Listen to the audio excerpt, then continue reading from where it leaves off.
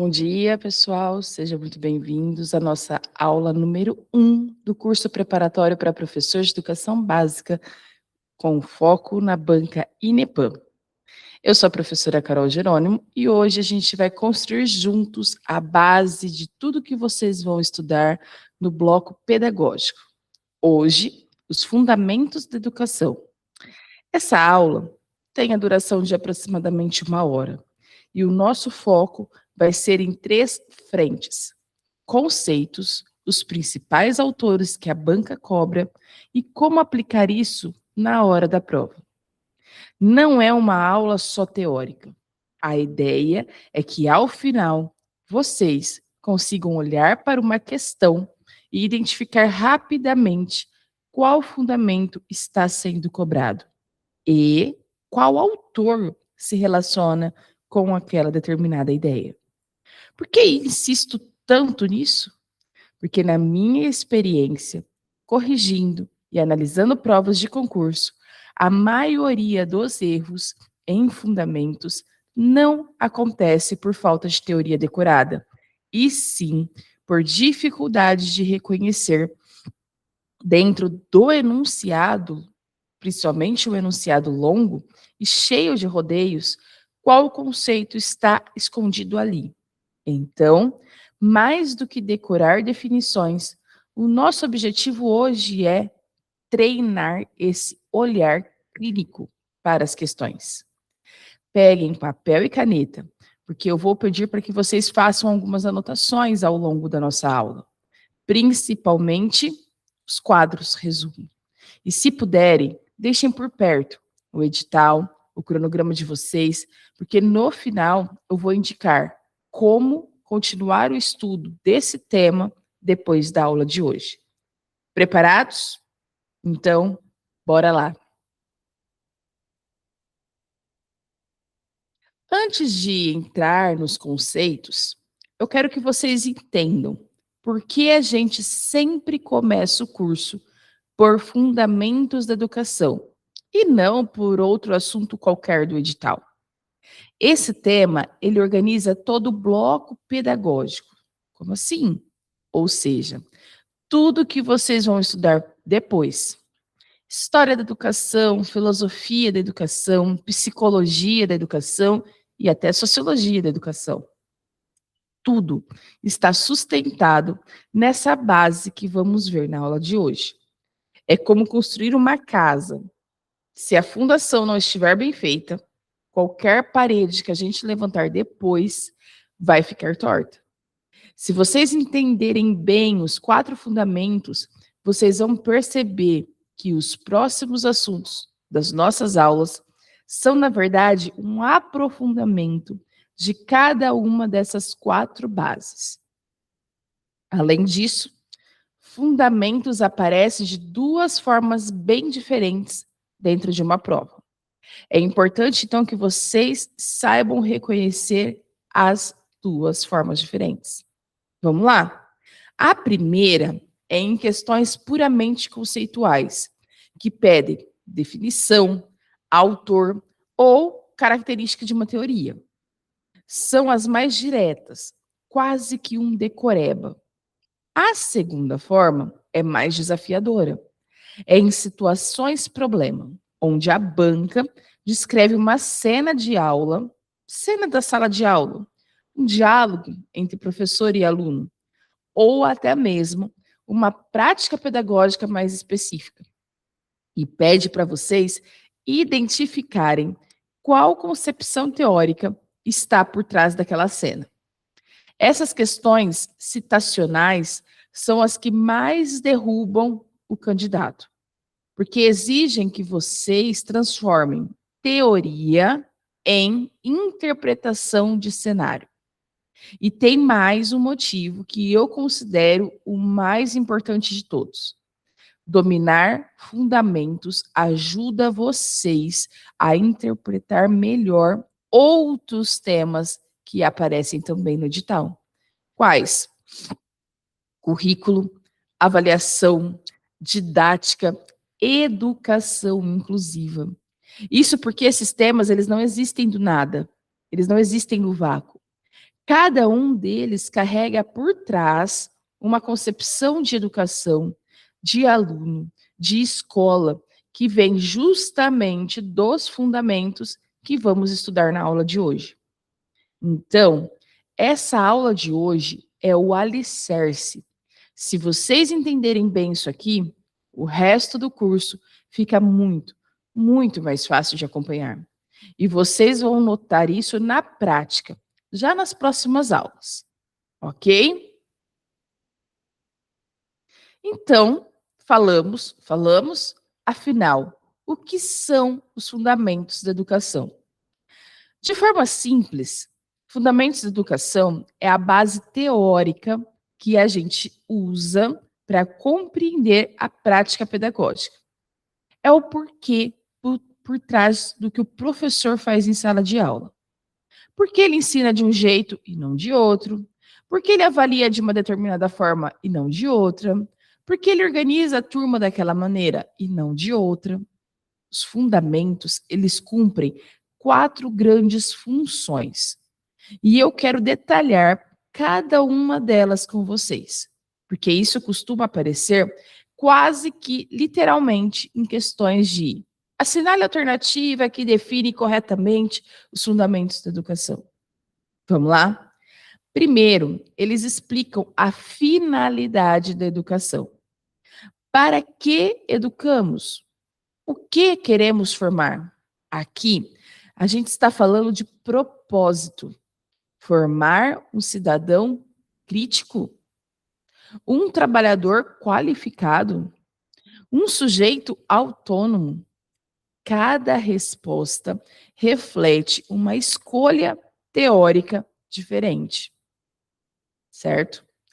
Segundo, esses fundamentos, eles definem as concepções de escola, as concepções de professor, as concepções de estudante, ou seja, que papel cada um destes exerce no processo da educação. Uma concepção, ela pode ver o professor como um mero transmissor de conteúdo. Outra concepção pode ver o professor como mediador de conteúdo. E isso muda completamente a prática em sala de aula. Terceiro fundamento, eles relacionam ensino, aprendizagem, sociedade e cultura, mostrando que a educação nunca acontece isolada. Ela está sempre dialogando com o contexto social, também com o contexto econômico e também com o contexto cultural em que a escola está inserida. Não existe educação neutra fora do mundo. E o quarto fundamento, eles orientam decisões práticas. Quais são elas? Currículo, planejamento, avaliação. Ou seja, os fundamentos não ficam só no campo da reflexão teórica. Eles se materializam em decisões concretas do dia a dia escolar. Guardem isso, porque toda vez que vocês virem uma questão sobre concepção pedagógica, papel da escola ou finalidade da educação, ela está, no fundo, tentando esse conhecimento aqui que acabamos de ver. Agora, eu vou apresentar para vocês este primeiro mapa conceitual que vai guiar toda a nossa aula. Anotem as 4 grandes bases dos fundamentos da educação. Esse aqui, ele é o esqueleto que eu quero que vocês memorizem, porque toda questão de prova vai se encaixar em uma dessas 4 colunas. É praticamente impossível cair uma questão de fundamentos que não pertença a uma dessas 4 categorias. A primeira categoria é a base filosófica, que responde à pergunta: para que educar? Aqui Trata de finalidade, valores, ética, sentido da ação educativa. A segunda é a base histórica, que responde como a escola se constituiu ao longo do tempo. Ela mostra que a escola não é uma instituição fixa, mas uma construção que muda conforme o momento histórico. É só você pensar na escola que você estudou e na escola que temos hoje. A terceira é a base psicológica, que responde como o aluno aprende. Aqui, ela investiga os processos internos, cognitivos, afetivos, sociais, certo? Envolvidos na aprendizagem e no desenvolvimento humano. E a quarta é a base sociológica, que responde qual a função social da escola. Ela olha para a escola de fora para dentro, entendendo seu papel dentro da sociedade, dentro da cultura, das relações de poder. Eu quero que vocês guardem essas 4 perguntas de cor e salteado. Para que educar? Como a escola se constituiu? Como o aluno aprende? E qual a função social da escola? Porque elas vão ser o nosso fio condutor durante toda a nossa aula. A cada novo bloco, eu vou voltar nessa pergunta-chave para vocês nunca perderem o fio da meada. E eu recomendo que vocês façam o mesmo exercício mentalmente, sempre que lerem uma questão nova. Primeiro, identifique o que a pergunta, onde está a pergunta, aquele enunciado. Identifique a que pergunta aquele enunciado está respondendo. E só depois pensem no autor ou pensem na resposta. Vamos lá? Vamos começar então pela primeira base, que é a base filosófica. Aqui a gente está falando de finalidade, sentido, valores da educação. É a base mais abstrata das 4, mas também uma das mais cobradas, porque aqui ela conversa diretamente com temas atuais, como cidadania, ética e educação em direitos humanos. Só um minutinho, arrumar aqui a câmera. A filosofia da educação nos convida a pensar, a refletir sobre perguntas bem profundas. Vamos lá. Que cidadão nós queremos formar? Pensa. Que valores orientam a nossa prática educativa? Respeito, autonomia, solidariedade, disciplina. Qual é o papel da escola na formação humana para além de simplesmente ensinar conteúdo? Estamos pensando, né? Essas perguntas parecem filosóficas demais para cair em prova, mas elas aparecem, sim, geralmente embutidas em enunciados sobre o papel do professor ou sobre formação integral do estudante. E o ponto central que eu quero que vocês fixem é este: a educação sob esse fundamento. Ela é entendida como uma prática ética, política, uma prática social. Ou seja, ela nunca é neutra. Toda decisão pedagógica, desde a escolha de um conteúdo até a forma de organizar a sala de aula, carrega uma visão de mundo, uma intenção formativa. Mesmo que o professor não perceba isso conscientemente. Esse é o pano de fundo perfeito para a gente entrar no autor mais cobrado dessa base, da base do fundamento filosófico. E um dos mais cobrados também de toda a prova de fundamentos. Quem é ele? Paulo Freire. Fixem esse nome, porque a partir de agora, tudo que vem no fundamento filosófico gira em torno de Paulo Freire.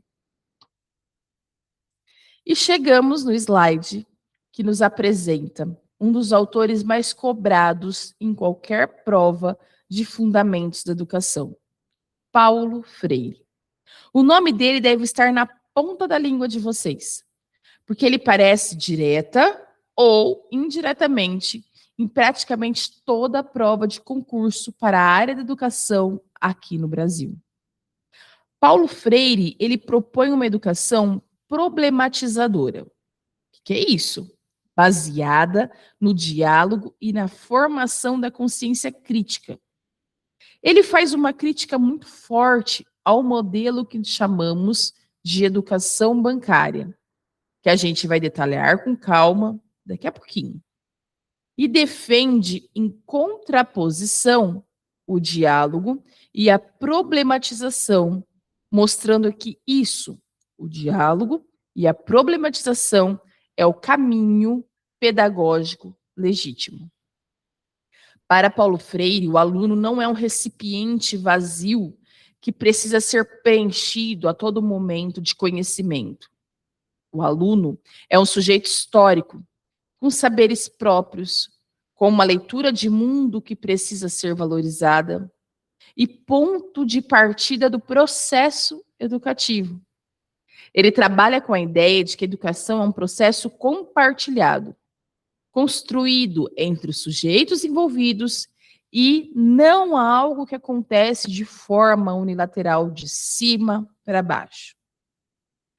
A educação aqui nessa perspectiva, ela é vista como um instrumento de emancipação, de transformação social, não apenas de adaptação do indivíduo à sociedade como ela está, mas de transformação dessa mesma sociedade a partir dos sujeitos conscientes e críticos que estamos formando. Agora, papel e caneta. Dica de prova. Se a questão mencionar, anota, diálogo, consciência crítica, autonomia do educando, educação como prática libertadora, educação como leitura de mundo, 90% das vezes a resposta é Paulo Freire. Guardem esse autor com muito carinho, porque ele vai reaparecer em vários momentos das nossas aulas, inclusive quando falarmos de didática e educação de jovens e adultos. Tá? De novo, anotem. Diálogo, consciência crítica, autonomia do educando, educação como prática libertadora, educação como leitura de mundo. 90% é Paulo Freire. Próximo slide. Agora sim, vamos compreender o que é educação bancária e educação libertadora.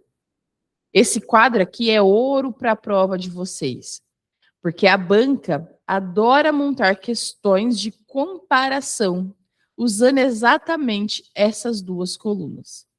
Vamos entender com detalhe a diferença entre educação bancária e educação libertadora.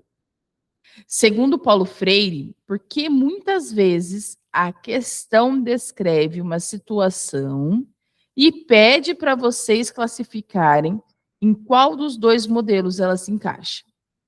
Na educação bancária, o aluno apenas recebe informações, como se fosse um banco que eu vou lá fazer depósito.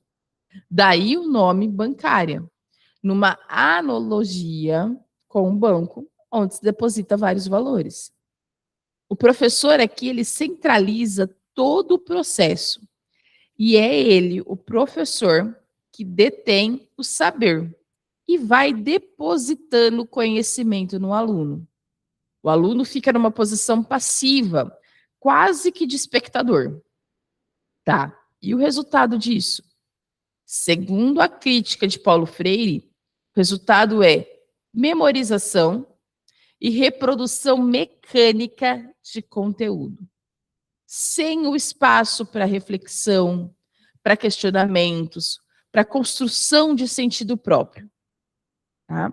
Já a educação libertadora, o aluno participa, problematiza. O aluno, ele é ativo no processo. Ele questiona, ele propõe, ele relaciona o conteúdo com a sua própria realidade. Aqui, na educação libertadora, o professor não centraliza. Ele vai mediando o diálogo entre os sujeitos envolvidos no processo de aprender e ele. Ele não deixa de ter o conhecimento técnico, mas muda completamente a sua postura em relação ao aluno.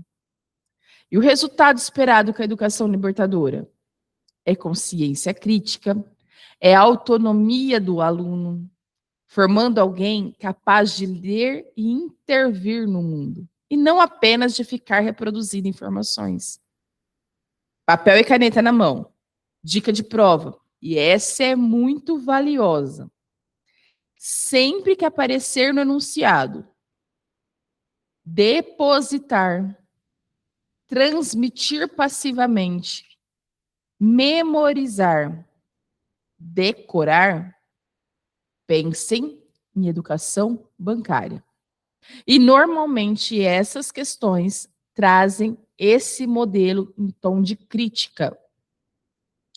Quando aparecer diálogo, problematizar, mediar, construir coletivamente, aí vocês podem pensar em educação libertadora.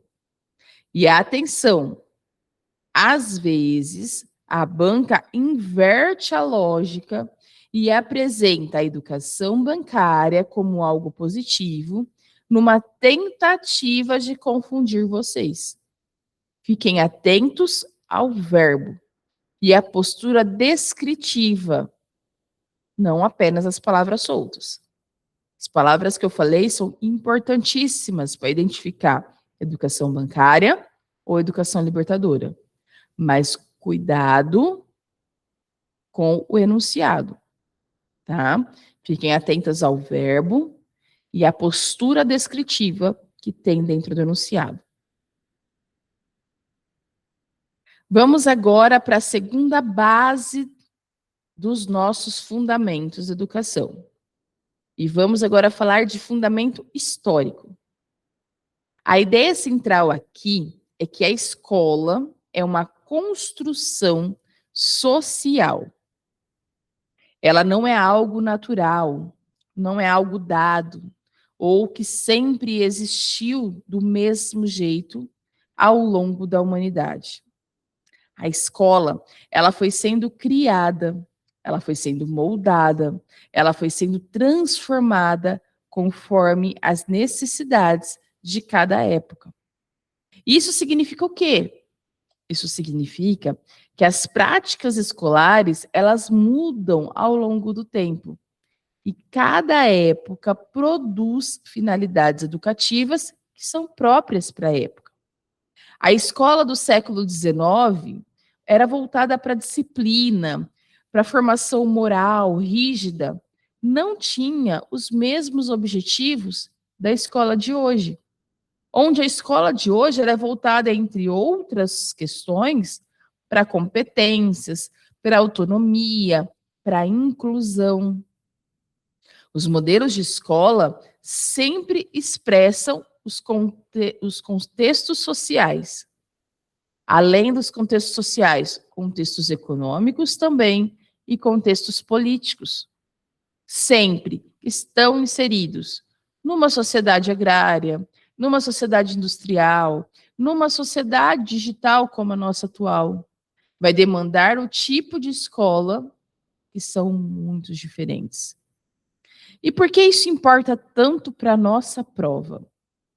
Porque, só um minutinho, eu estou espelhando pelo meu celular, então às vezes ele desconecta, tá? Então vamos lá. Vamos voltar. Esses modelos de escola, por que que eles nos importam tanto para o dia da prova? Porque esse fundamento histórico, ele ajuda a vocês a comparar tendências pedagógicas diferentes. E aí vocês vão entendendo onde cada uma veio, o que ela estava respondendo no seu momento histórico e por que ela foi superada e ou incorporada no modelo seguinte. Muitas questões das provas, elas pedem justamente compreender essa linha evolutiva. Ou eles pedem para associar uma característica específica a um determinado período histórico da educação, tá?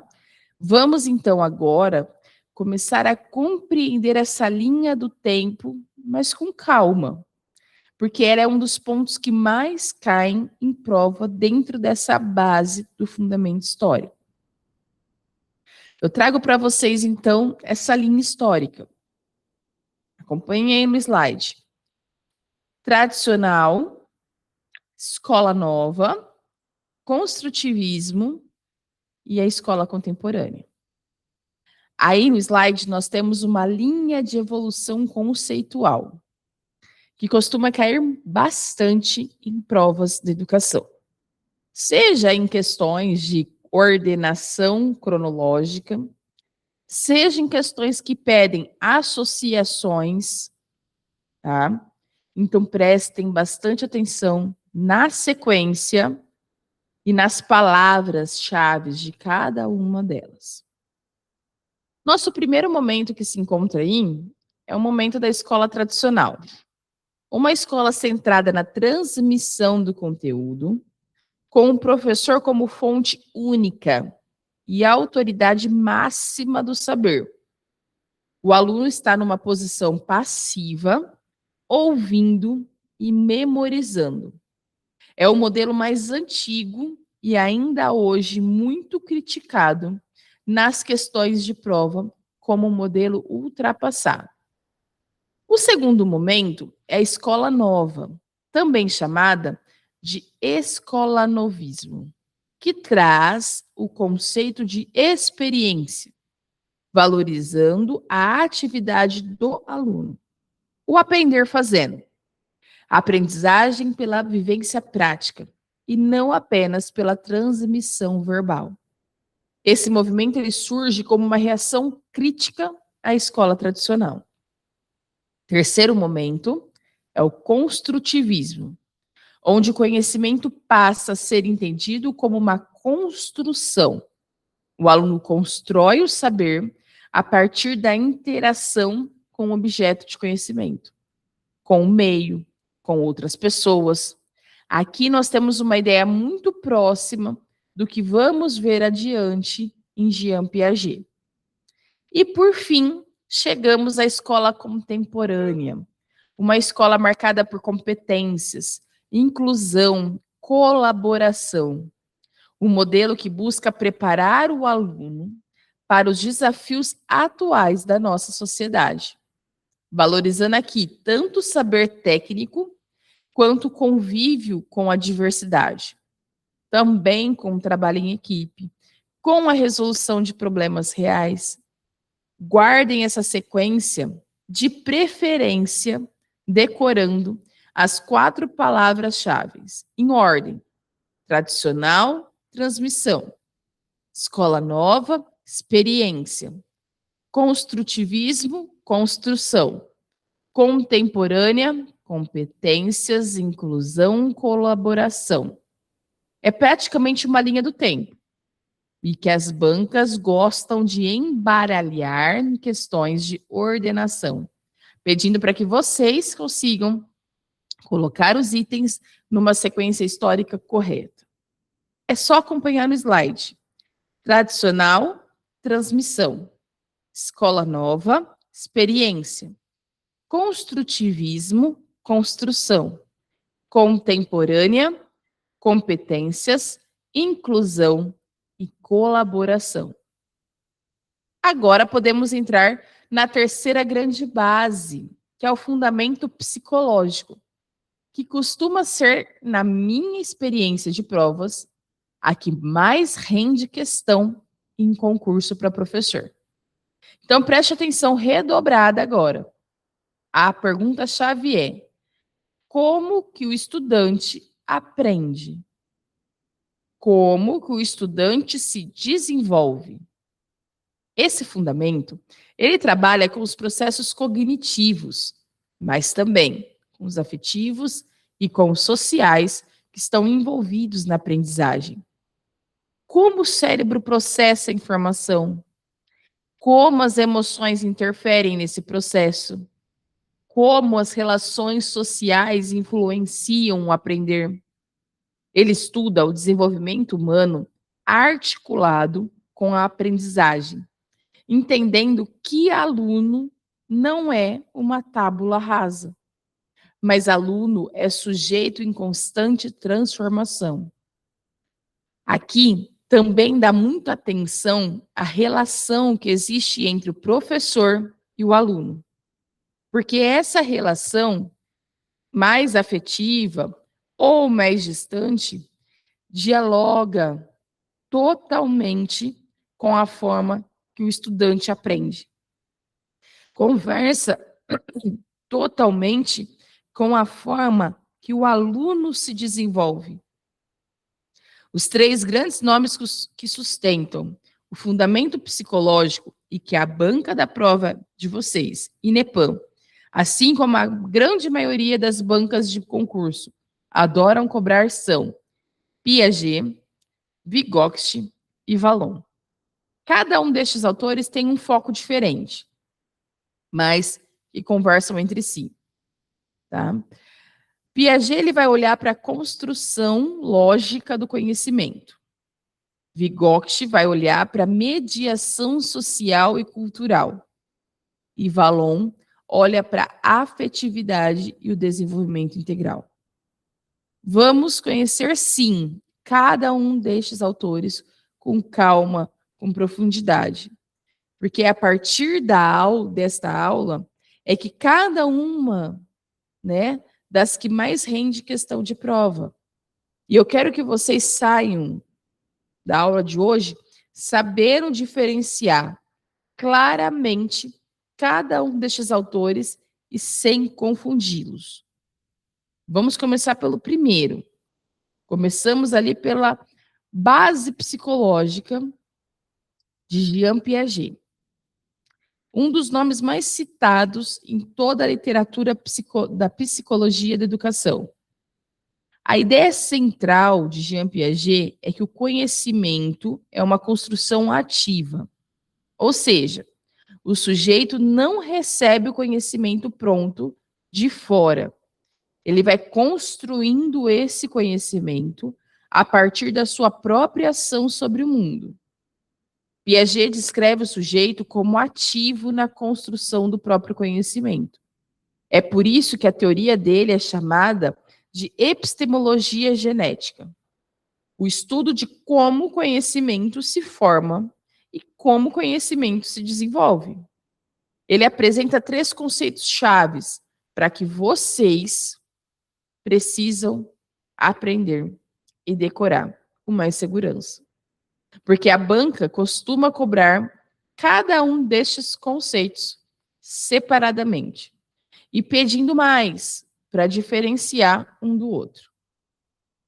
Temos os 3 conceitos slides para vocês: assimilação, acomodação e equilibração.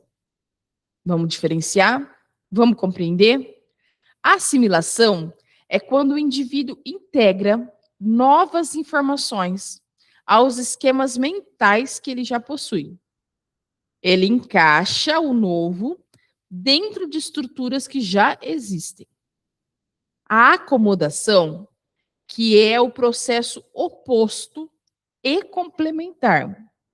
Quando esses esquemas mentais, eles precisam ser modificados, ajustados, para dar conta de uma informação nova que não se encaixa perfeitamente no que já existia. E aí sim, a equilibração, que é o processo de reorganização do pensamento como um todo, buscando aqui um equilíbrio entre o que o sujeito já sabia e o que ele está aprendendo agora. E o motor que impulsiona o desenvolvimento cognitivo, segundo Piaget, é a equilibração.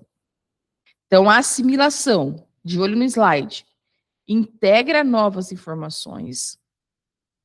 A acomodação modifica esquemas mentais. Equilibração reorganiza o pensamento.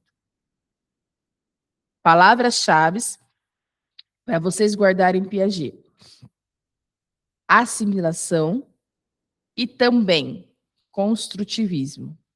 Se a questão falar em estágios de desenvolvimento, em equilíbrio cognitivo, esquemas mentais, sujeito ativo na construção do conhecimento, pensem imediatamente Jean Piaget. Nosso próximo autor é Levi Vygotsky, um autor russo, cujo conceito mais cobrado em provas é ZDP, Zona de Desenvolvimento Proximal. E eu já adianto que esse é, provavelmente, o conceito isolado mais recorrente de toda a prova de fundamentos. Então, prestem atenção ainda mais nesse slide. Para Vygotsky, a aprendizagem é mediada socialmente, ou seja, o outro, seja o professor, um colega mais experiente, um familiar ou o próprio ambiente cultural, tem um papel fundamental nesse processo. Vygotsky defende que o desenvolvimento humano não acontece de forma isolada, muito menos espontânea, mas sim nas relações sociais, na interação com outras pessoas. A linguagem, para ele, estrutura o pensamento, e é através dela que o sujeito vai organizando as suas ideias, vai planejando suas ações, vai construindo seus significados. A linguagem é, ao mesmo tempo, instrumento de comunicação e instrumento de pensamento. E a cultura, ela participa diretamente do desenvolvimento. O indivíduo se desenvolve dentro de um contexto cultural específico, absorvendo seus signos, seus instrumentos, seus valores, não isoladamente como se estivesse, sei lá, num vácuo social.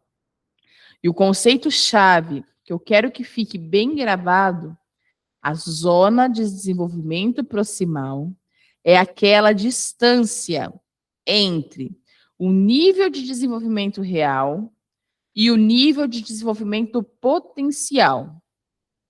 O nível de desenvolvimento real é o que o aluno já consegue fazer sozinho, sem ajuda de ninguém. Enquanto que o nível de desenvolvimento potencial é o que esse aluno consegue fazer com a ajuda de alguém mais experiente, podendo ser o professor, um colega, um familiar. É justamente nessa zona intermediária que a aprendizagem escolar deve atuar. Segundo Vygotsky, é ali que o ensino realmente puxa o desenvolvimento para frente. Então, as palavras-chave para gravar Vygotsky: ZDP, mediação, interação social. Sempre que a questão descrever um aluno que consegue realizar uma tarefa com auxílio do professor, mas ainda não faz sozinha, ou mencionar as palavras andaime, scaffolding, Aprendizagem colaborativa entre pares, a resposta puxa Levi-Vygotsky. Não se esqueça. E fechando o trio da base psicológica, temos Henri Vallon, um autor francês frequentemente lembrado como o esquecido, mas que a banca de vocês costuma cobrar justamente porque ele diferencia. Os candidatos mais atentos sabem exatamente o que ele faz, tá? Vallon é o autor da afetividade, do desenvolvimento integral. Ele integra emoção, movimento e cognição. Para ele, não dá para separar o lado afetivo do lado intelectual do estudante. Essas dimensões, segundo este autor, caminham juntas e elas se influenciam mutuamente durante todo o desenvolvimento humano. A afetividade participa ativamente da aprendizagem.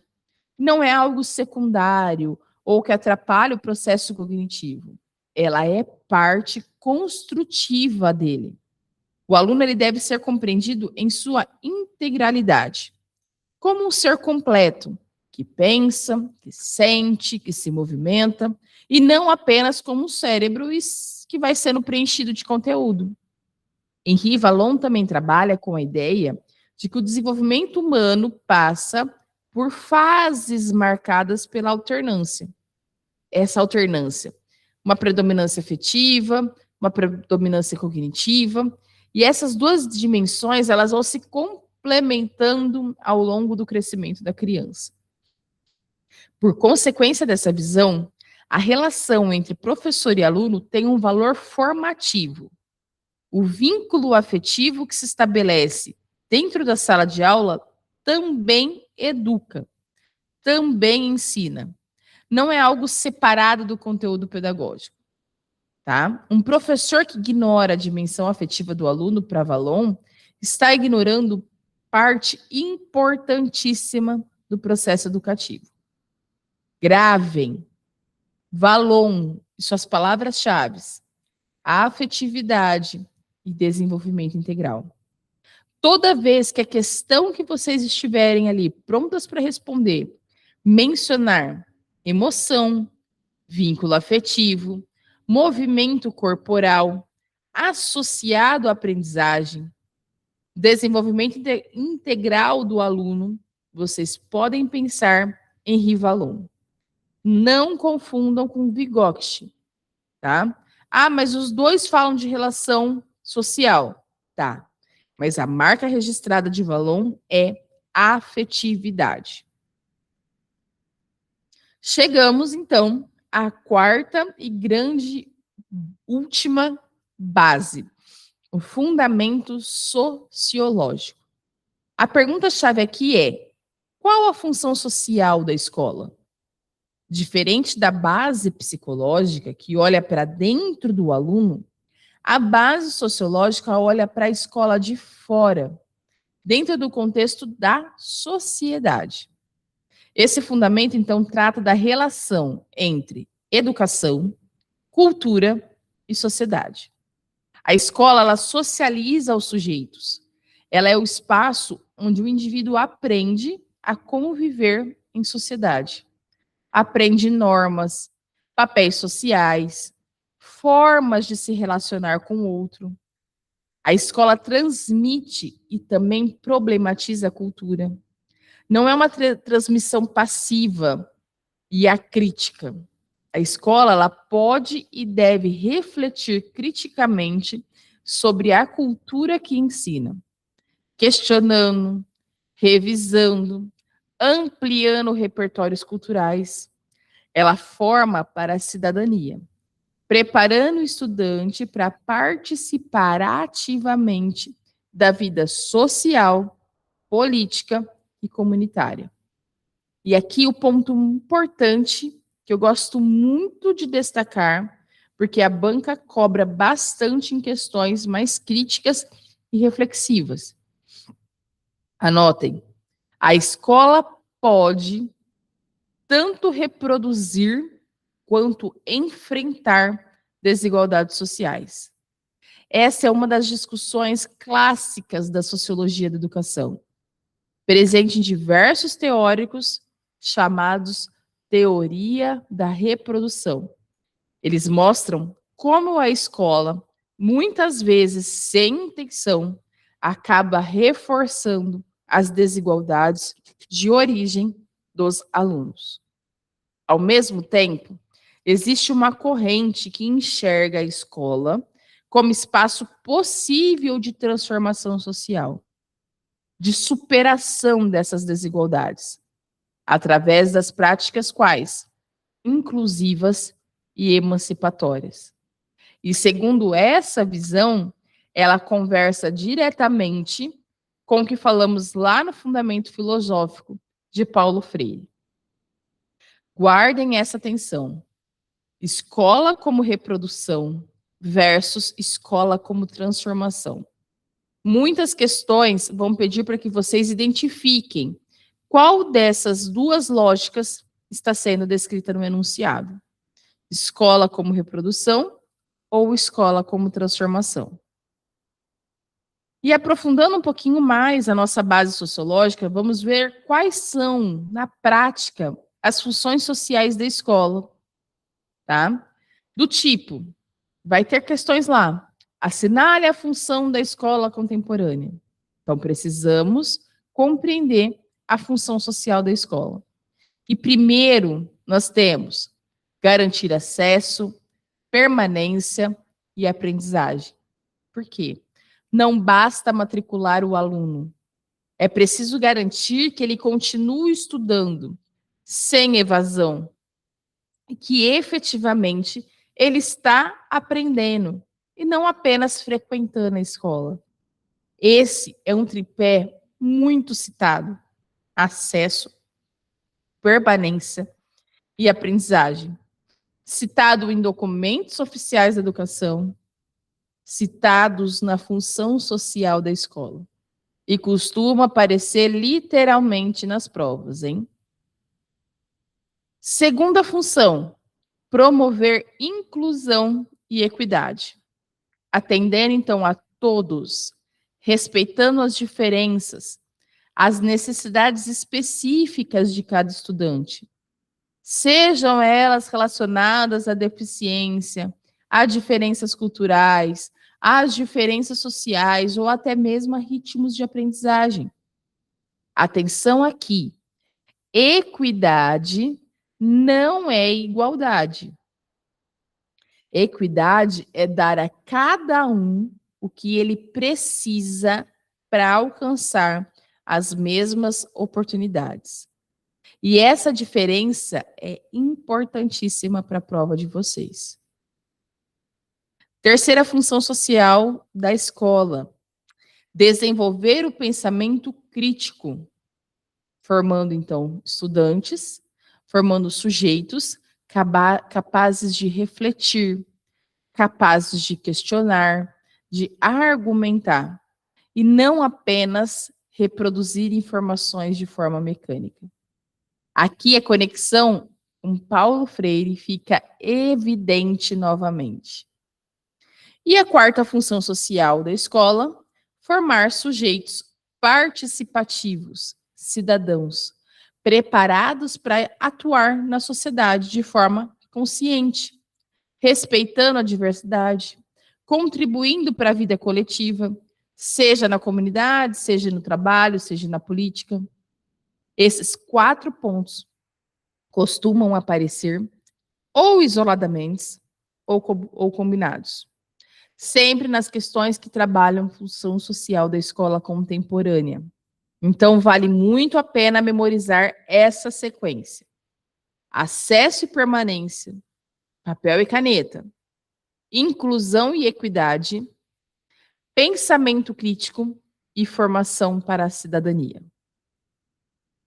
Acesso e permanência, inclusão e equidade, pensamento crítico e formação para a cidadania. Agora vamos fazer a ponte entre fundamentos e outros temas que o edital traz, começando por currículos e planejamento. Dois assuntos que vocês vão estudar com mais profundidade em outras aulas, mas que já precisam estar conectados com a aula que vimos hoje. E a ideia central aqui, que eu quero que vocês levem para a prova é, notem, papel e caneta. Toda prática pedagógica expressa uma concepção. Toda prática pedagógica expressa uma concepção. O currículo, ele representa escolhas formativas e culturais. Quando a escola decide o que vai ensinar, em que ordem, com que ênfase, ela está fazendo uma escolha baseada em uma concepção de educação, numa concepção de sociedade, uma concepção até mesmo de ser humano. Não existe currículo neutro, até a ausência de um determinado conteúdo é em si uma escolha carregada de intencionalidade. O planejamento é a intenção pedagógica em ação. É o momento em que o professor transforma a teoria em prática organizada, prevendo objetivos, tempos, estratégias, formas de avaliar. Aqui o plano de aula conecta objetivo, conteúdo, metodologia e avaliação. Todos esses elementos, eles precisam estar alinhados entre si e principalmente alinhados com a concepção pedagógica adotada pelo professor ou pela escola. Se o professor adota uma perspectiva de Paulo Freire, por exemplo, isso vai aparecer na metodologia escolhida. Provavelmente menos dialógica e menos expositiva. Desculpa, mais dialógica e menos expositiva. E o planejamento, projeto político-pedagógico, ele representa a identidade e a direção que a escola vai tomar. É um documento que reúne de forma coletiva e participativa os princípios, os valores, as metas daquela escola específica, daquela instituição de ensino. Ou seja, por trás de um currículo, de um planejamento, de um plano de aula, de um projeto político-pedagógico, sempre existe um fundamento teórico que está sendo sustentado, que está sustentando aquelas escolhas. Mesmo que às vezes isso não apareça escrito de forma explícita, ele está ali. Outro tema que se conecta diretamente com os fundamentos é a avaliação, que também é um dos assuntos mais recorrentes em qualquer prova de conhecimentos pedagógicos. E a pergunta que resume esse assunto é a que quero que fique na cabeça de vocês. Avaliar para classificar ou para intervir? E aí? Temos 4 tipos de avaliação que vocês precisam saber diferenciar com muita clareza, porque a banca costuma trocar as definições entre si para confundir, logicamente, os candidatos, tá? Temos aí no slide a avaliação diagnóstica, a avaliação formativa, a avaliação somativa, a avaliação mediadora. Vamos lá? A avaliação diagnóstica, ela identifica as necessidades do aluno e geralmente é aplicada no início de um processo, de uma unidade, de um ano letivo, de uma etapa eletiva. Serve como ponto de partida para o planejamento do professor. A avaliação formativa, ela acompanha, ela orienta as intervenções ao longo de todo o processo de ensino e aprendizagem. A avaliação formativa, ela acontece durante o percurso, não só no final ou não só no começo, tá? Ela vai servindo para que o professor ajuste a sua prática educativa em tempo real. A avaliação somativa, ela verifica resultados. Geralmente, ao final de uma etapa, ao final de uma unidade ou de um período, ela vai acontecer. com um foco mais quantitativo, servindo aqui para atribuir uma nota, para atribuir um conceito final. E temos também a avaliação mediadora, que é um conceito bastante discutido na literatura pedagógica brasileira, que favorece a aprendizagem, ou seja, ela não serve só para medir ou classificar, mas ela serve para ajudar o estudante a avançar numa relação dialogada entre professor e estudante. Vamos guardar papel e caneta na mão.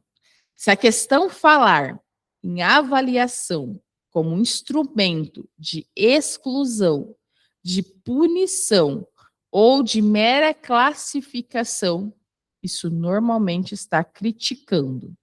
É uma crítica que aparece dentro do enunciado. Se falar em avaliação como instrumento de acompanhamento, diagnóstico, intervenção, está alinhada com uma concepção mais formativa e mediadora, coerente com fundamentos filosóficos, psicológicos que vimos ao longo da nossa aula de hoje. Especialmente está dialogando com quem? Com a educação de Paulo Freire. Tá? E nossa banca, em específico, é a Inepam. Agora vem a parte prática da nossa aula, que eu mais gosto de ensinar. Como que eu vou resolver questão de fundamentos na nossa banca? E eu quero que vocês memorizem essa sequência de 4 passos e treinem essa sequência em todas as questões que forem resolver daqui para frente, até que se torne uma prática automática. Tá? Primeiro, foco no slide. 1. Identifique a base teórica. 2. Procure palavras-chave no enunciado. 3.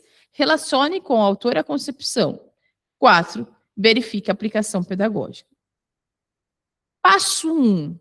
Identifique a base teórica. Pergunte para si mesmo. A questão está falando de finalidade, de valores, de sentido. Então é filosófica? A questão está falando de constituição histórica da escola, de modelos que mudam com o tempo. Então ela é histórica? A questão está falando de como o aluno aprende, de processos internos, processos cognitivos, processos afetivos. Então, é psicológica? A questão está falando de função social, de cultura, de desigualdade. Então, é sociológica? Ali você vai identificar a base teórica. Passo 2. Procure palavras-chave no enunciado. Quais são essas palavras? Diálogo, problematização. Eu já puxo Paulo Freire. Mediação, ZDP. Eu puxo Vygotsky. Assimilação, esquemas. Eu puxo Piaget. Afetividade, desenvolvimento integral. Eu puxo Vallon.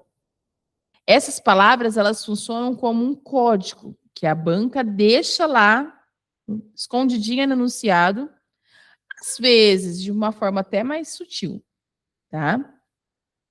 Passo 3. Relacione com o autor ou a concepção correspondente, cruzando a base teórica identificada no passo 1 com a palavra-chave encontrada no passo 2. Então, aí você vai relacionar o que você encontrou no passo 1 com o que você encontrou no passo 2. E, por fim, o passo 4, você vai verificar a aplicação pedagógica. Ou seja, o que essa concepção significa na prática de sala de aula. Isso aqui é fundamental, principalmente nas questões citacionais, onde não basta saber o nome do autor. Eu preciso reconhecer a teoria dele ali, ó, em ação, numa cena que está sendo descrita pela banca. Vamos aplicar esse método com calma em 2 exemplos práticos agora, passo a passo, para que vocês consigam ver como realmente ele funciona, tá? Vamos ao nosso primeiro exemplo prático, aplicando o método que acabamos de ver passo a passo, para que vocês visualizem o raciocínio completo. Imagine um enunciado de prova que descreve uma prática pedagógica baseada em diálogo, em que o professor propõe uma roda de conversa para que os alunos discutam um tema relacionado, à realidade deles antes do professor trazer o conteúdo formal. E onde está a nossa pista aqui? Diálogo. Se a gente for aplicar, então, nossos 4 passos. Primeiro passo, identifica a base. Qual é a base? Estamos falando de uma postura pedagógica ligada a valores. Falou do papel do professor e do aluno. Então, ou seja, base filosófica. O segundo passo aqui da palavra-chave, nós já achamos, diálogo. Agora eu vou relacionar no terceiro passo. Qual conceito eu estou relacionando? Então, eu tenho o papel do professor, do aluno e diálogo. Educação problematizadora. Qual autor provável? Paulo Freire. Já estou matando. Vamos para o quarto passo. Qual seria a resposta esperada em uma questão desse tipo? Nós estamos falando de uma formação crítica, emancipatória do estudante. Eu tenho o professor atuando como mediador e não como transmissor central do conhecimento. Vejam como esse método ele funciona de forma encadeada. A base filosófica me situa no campo certo, a pista no enunciado me leva direto ao conceito, o conceito me leva direto ao autor. E exatamente esse raciocínio automático, rápido, seguro, que eu quero que vocês desenvolvam até o dia da prova. Como que eu vou fazer isso, professora? Treinando. Pega a questão e vai fazendo, passo a passo. Isso vai ficar automático para vocês. E no dia da prova vai arrasar. Vamos para mais um exemplo? Segundo exemplo agora. E aqui nós vamos envolver a base psicológica para vocês verem que o mesmo método funciona perfeitamente com qualquer das 4 bases. Imagine, então, um enunciado que descreve um aluno que realiza uma tarefa com a ajuda de outra pessoa. Vocês já estão matando. O professor ou um colega mais experiente é quem está ajudando. Mas esse aluno ele não consegue ainda fazer sozinho, ele não consegue fazer sem apoio. Essa é a pista do enunciado. A tarefa realizada com ajuda, mas não de forma independente ainda. Calma, não vamos responder. Agora a gente vai fazer passo a passo. Primeiro passo, identifica a base. Como o enunciado fala de um enunciado, como o enunciado fala de um aluno que realiza uma tarefa, um processo de aprendizagem em andamento, isso indica claramente base psicológica. Agora eu vou para o segundo passo. A palavra-chave, com a ajuda de alguém mais experiente. Ainda não sozinho. Terceiro passo, eu vou relacionar. Qual o conceito que eu estou falando? Qual o autor provável? Nós estamos falando aqui do conceito de Zona de Desenvolvimento Proximal, a ZDP. E isso me traz qual autor? Vygotsky.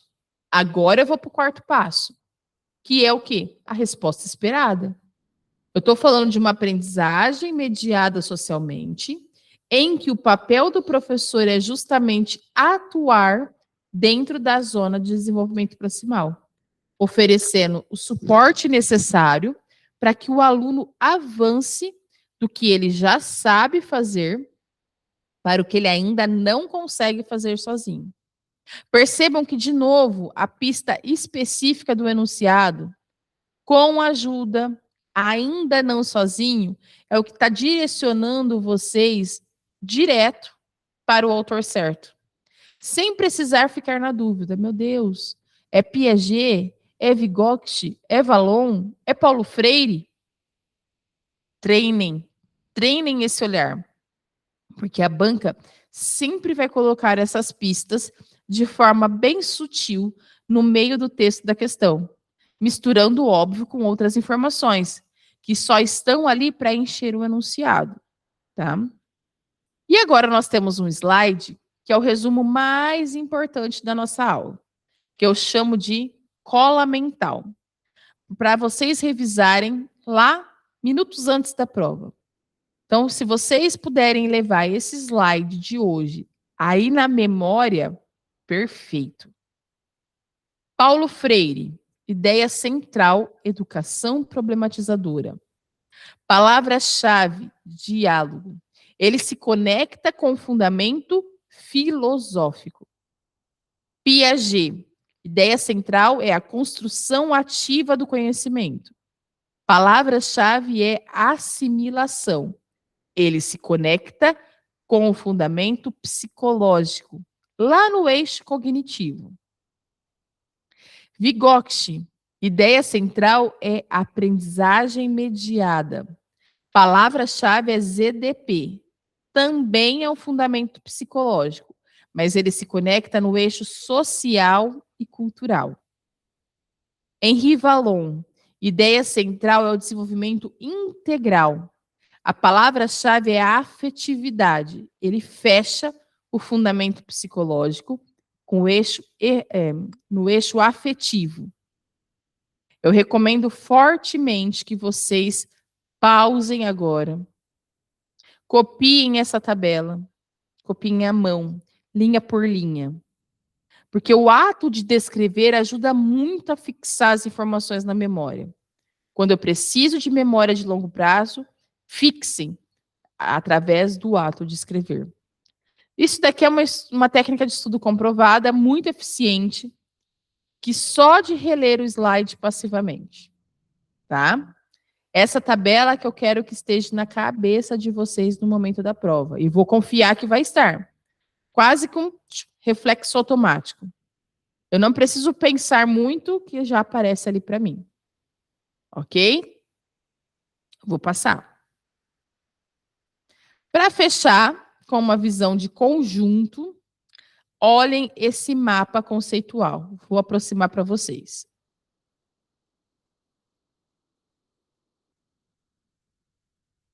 Aí. Ele organiza visualmente tudo o que vimos na aula de hoje. Ele funciona como um raio-x da aula inteira. Então, eu quero que vocês olhem para ele com bastante atenção. Ali no centro, nós temos a educação como uma prática intencional, social, formativa.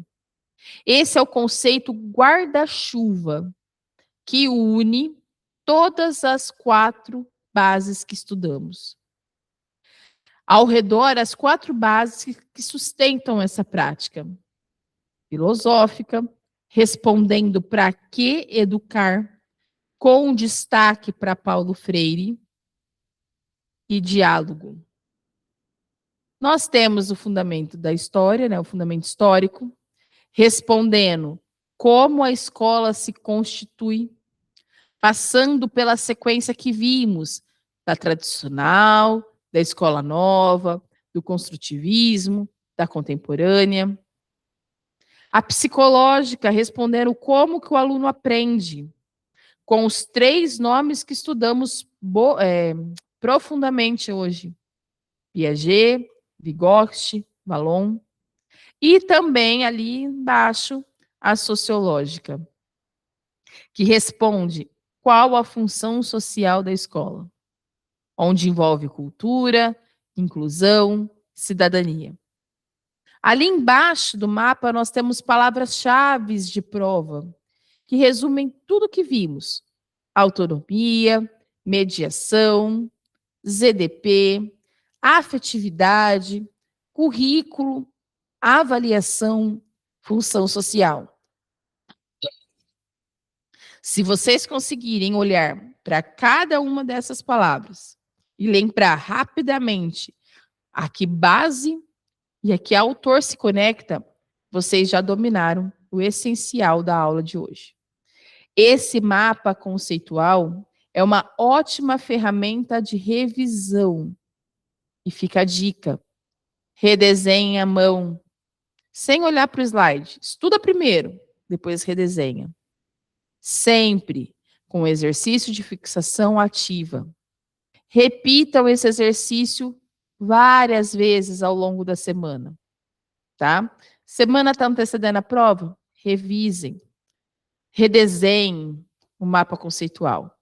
Não se esqueçam. Vamos agora de revisão final. E esses 4 últimos slides nossos, vamos voltar? A síntese dos autores, o mapa conceitual, agora a revisão final. Estamos batendo nas mesmas palavras-chave, nas mesmas ideias, para que fixe, para que grava, tá? Filosofia responde: para que educar? E o autor de referência é Paulo Freire, com uma ideia de educação problematizadora e libertadora. História responde: como a escola se transformou ao longo do tempo? A sequência de referência é escola tradicional, escola nova, escola do construtivismo, escola contemporânea. A psicologia responde: como o aluno aprende? E aí nós temos 3 autores de referência. Piaget, com a construção ativa do conhecimento. Vygotsky, com a mediação social. E, isso, a ZDP. E Vallon, com a afetividade e o desenvolvimento integral. E a sociologia responde: qual a função social da escola? Envolvendo acesso, permanência, inclusão, pensamento crítico, formação para a cidadania.